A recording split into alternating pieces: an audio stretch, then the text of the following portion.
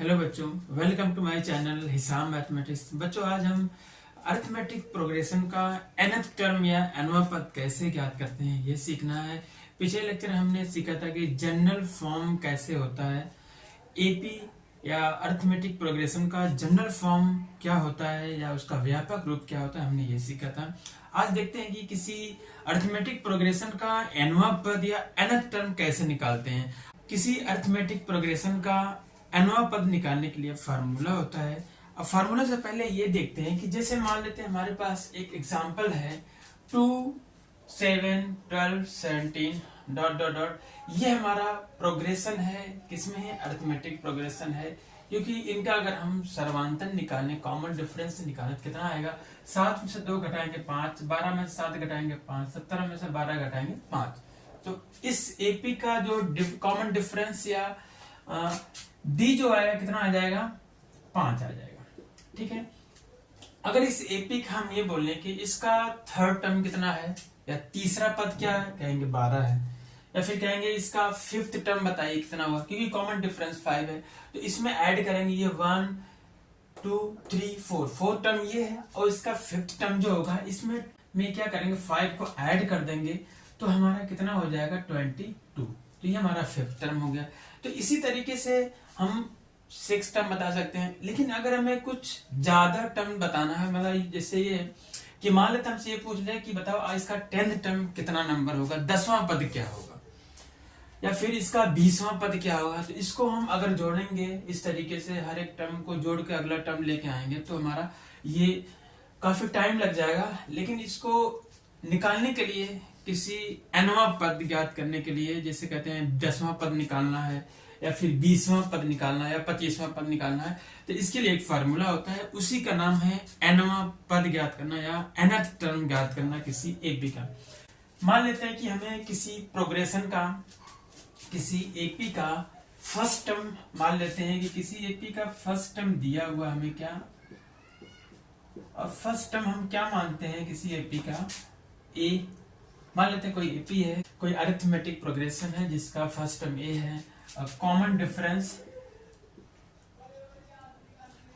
Difference या फिर क्या कहते हैं इसको हम सर्वांतर कहते हैं, मान लेते हैं डी है।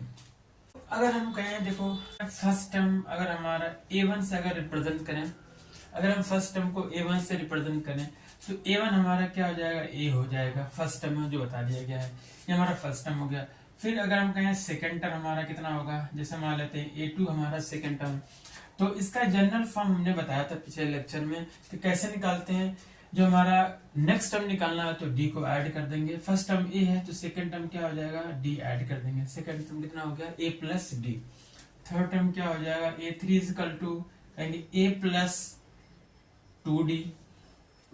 2d का मतलब ये है, इसको हम इस तरीके से लिख सकते हैं, a प्लस 2 है 3 माइनस 1 इंटू डी।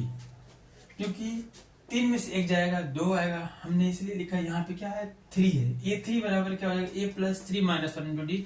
इसी तरीके से इसको अगर लिखना चाहें तो क्या हो जाएगा, a प्लस, यहाँ पे सेकंड टर्म निकालना है तो सेकंड टर्म निकालना तो 2 माइनस 1 इंटू डी। 2 में से 1 जाएगा 1d हो जाएगा। इसी तरीके से अगर हम फोर्थ टर्म निकालना है तो क्या आ जाएगा, a प्लस, फोर्थ टर्म निकालना है तो 4 में से कितना घटाएंगे, माइनस 1 कर देंगे। जितना टर्म निकालना है उतने में माइनस 1 कर देंगे, फिर इंटू कॉमन डिफरेंस, ये हो जाएगा हमारा फोर्थ टर्म हो जाएगा।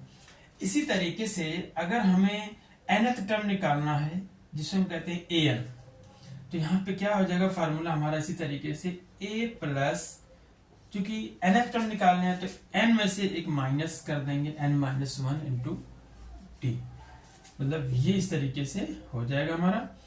तो कहेंगे जो हमारा फार्मूला होता है किसी समांतर श्रेणी या किसी अरिथमेटिक प्रोग्रेशन का, जो nth टर्म होता है, फार्मूला हमारा क्या होता है, जिसे हम an से रिप्रेजेंट करते हैं, nth टर्म को an से रिप्रेजेंट करते हैं। फार्मूला हो जाएगा an बराबर a plus n minus 1 into D.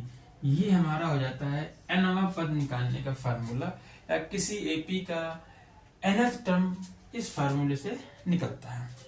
तो अब हम क्या करते हैं, जो हमने एग्जाम्पल लिया था, उस एग्जाम्पल का 10th टर्म निकालते हैं, देखते हैं क्या आता है इस फार्मूले का यूज करके। हमें पता है यहाँ पे ए हमारा क्या है, फर्स्ट टर्म होता है, एन क्या है, जितने टर्म निकालने हैं, nth टर्म निकालना है, जैसे 10वां टर्म निकालना है, 10th टर्म निकालना है, तो n की वैल्यू क्या आ जाएगी, 10 हो जाएगी। यहाँ पे d क्या है, कॉमन डिफरेंस है, उस एपी में हम अगर दिया है तो ठीक है, अगर नहीं दिया तो हम कॉमन डिफरेंस निकाल सकते हैं। ये एग्जाम्पल है 2, 7, 12, 17 एक एपी है अरिथमेटिक प्रोग्रेस। इसमें क्या है, find the 10th term of the AP. इसकी जगह 20th टर्म भी पूछ सकता है, 30th टर्म या 25th टर्म भी पूछ सकता है। तो यहाँ पे 10वां पद निकालना है इस फार्मूले का यूज करके, nवां पद के फार्मूला का यूज करके। तो यहाँ पे इसको हम सॉल्व करते हैं। तो इस फार्मूले का यूज करने से पहले जो चीजें हमें जरूरी है वो निकाल देते हैं, जिसकी इंफॉर्मेशन चाहिए हमें। जैसे फर्स्ट टर्म चाहिए, तो सबसे पहले फर्स्ट टर्म यहाँ पे क्या है, लिख लेते हैं। फर्स्ट टर्म हमारा या पहला पद क्या है, जिसे हम ए कहते हैं, कितना है दिया इसमें, जो सबसे पहला पद ए है तो 2 हो गया, ए बराबर 2।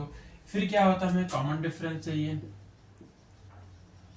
कॉमन डिफरेंस यहाँ पे हमारा कितना है, या फिर हम कहते हैं सार्वंतर, जिसे हम डी कहते हैं। डी हमारा कितना है, डी निकालने के लिए क्या करते हैं, 2 कॉन्सेक्यूटिव टर्म ले लेते हैं, फिर माइनस कर लेते हैं। जैसे 7 में से 2 को माइनस कर लेंगे, 7 में से 2 जाएगा 5, कितना आ जाएगा, डी हमारा 5 आ जाएगा। फिर एक चीज और पता करना होता है, ए निकल गया हमारा, डी पता चल गया। फिर एन क्या होता है, जितने टर्म निकालने हैं, जौन सा टर्म निकालना है वही हमारा क्या होता है, एन होता है। यहाँ पर हमें 10th टर्म निकालना है, तो इसलिए यहाँ पे एन कितना हो जाएगा, 10 हो जाएगा। तो एन बराबर 10, तो हमारा जो nth टर्म का फार्मूला होता है, जो कि nth टर्म an बराबर फार्मूला होता है a plus n minus 1 into D. तो an मतलब n बराबर 10, तो हमें कौन सा टर्म निकालना है, 10th टर्म, a 10 हो गया। a की वैल्यू क्या है, 2 है, 2 लिख देते हैं, प्लस n की value 10, 10 minus 1 into D. D कितना है हमारा, 5 है। अब ये हो जाएगा a10 बराबर 2 प्लस 10 में से 1 जाएगा 9, 9 बचे 45, 45 और 2 को जोड़ेंगे तो हो जाएगा 47। मतलब ये है कि जो हमारा 10th टर्म है, जो दिया है 10th term of an AP, जो गिवन एपी है उसका जो 10th टर्म हुआ कितना हो जाएगा, 47। यही हमारा क्या हो गया, आंसर हो गया।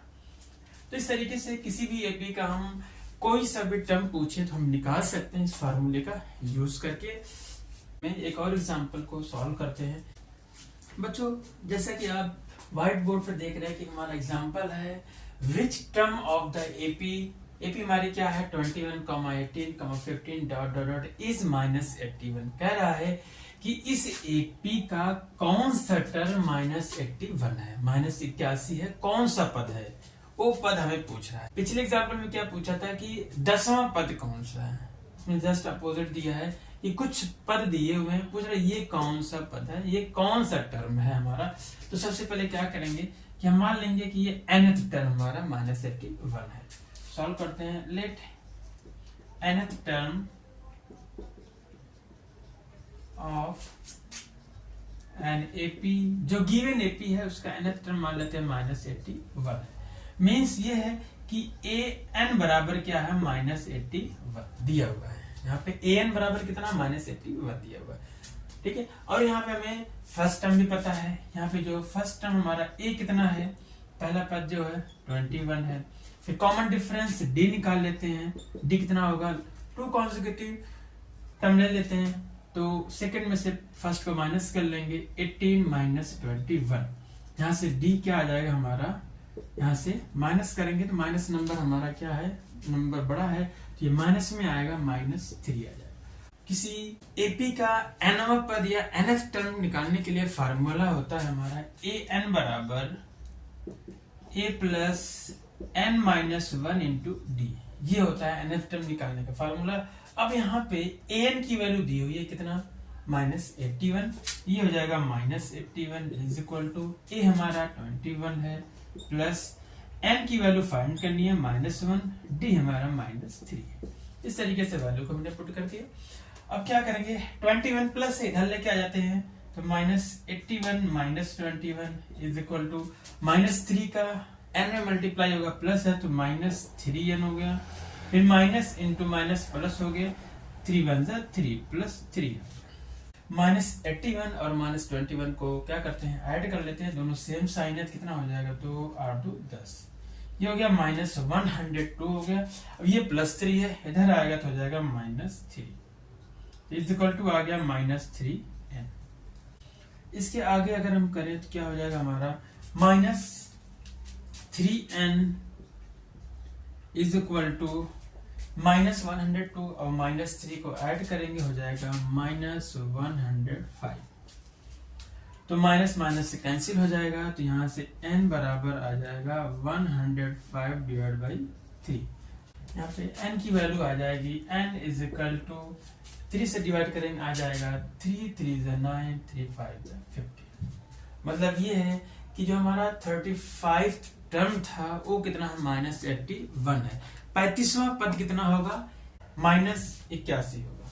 तो 35th टर्म इज -81। इस प्रकार से अरिथमेटिक प्रोग्रेशन का 35वां पद जो गिवन था वो क्या है, -81 -81 होगा। तो आंसर हमारा क्या हो जाएगा, ये 35वां पद। ओके बच्चों, ये हमारा आंसर हो गया। आज हमारा यहीं तक, फिर अगले लेक्चर में मिलते हैं। ओके बच्चों, have a nice day, take care.